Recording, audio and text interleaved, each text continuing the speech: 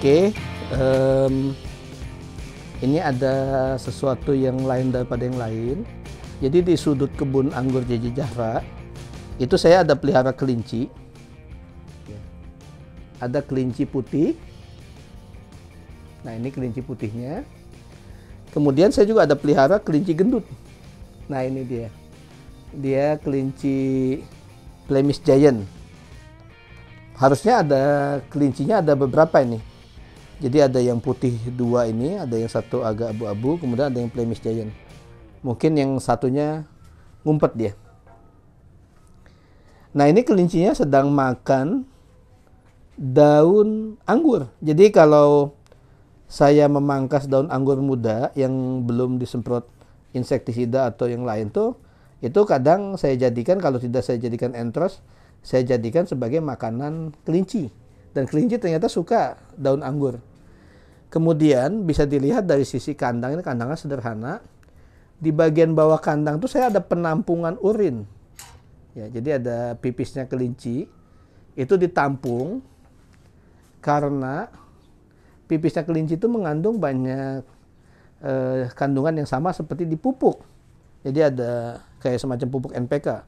Saya tidak hafal apakah pupuk kaliumnya atau unsur kaliumnya atau fosfornya atau nitrogennya atau malah ketiganya, tapi yang jelas dia cukup bagus untuk dijadikan sebagai tambahan pupuk alami. Ya.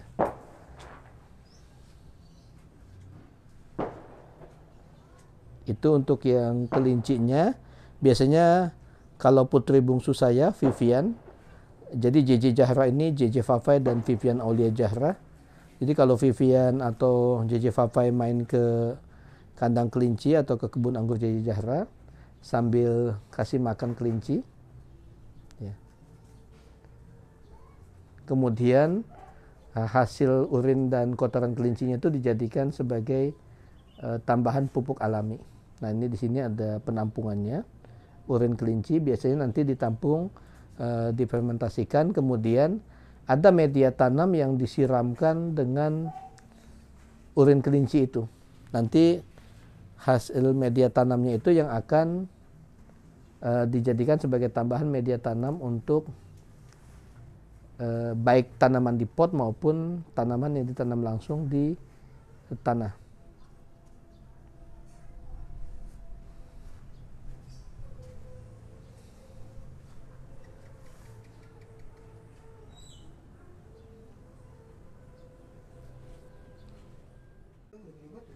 Bersih-bersih lagi.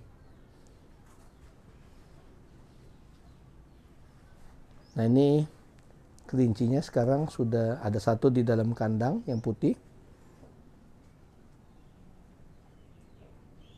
Kemudian ada 3, ya, 2-nya yang Flemish Giant. Nah, ini yang coklat ini jenis yang Flemish Giant. Dia badannya besar. Yang satunya yang kelinci lokal. Saya waktu itu beli secara online atas permintaan Vivian.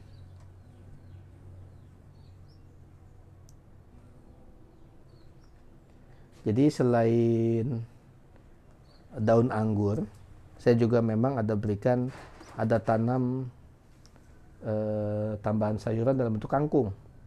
Jadi di sela-sela pot atau di sela-sela tanaman anggur saya ada tanam kangkung di dalam pot. Kemudian juga memang diberikan juga makanan dalam bentuk telur kelinci atau makanan kelinci.